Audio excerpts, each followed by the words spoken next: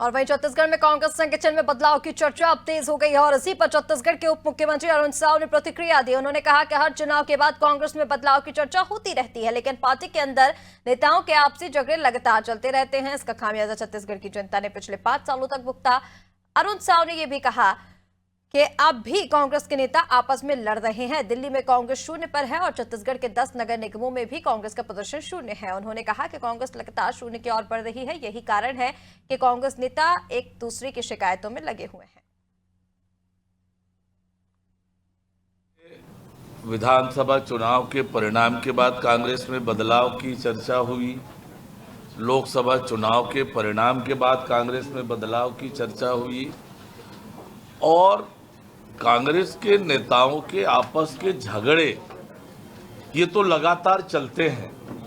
कांग्रेस के नेताओं के झगड़े का खामियाजा छत्तीसगढ़ की जनता ने 5 साल भोगा और अब भी ये आपस में लड़ रहे हैं।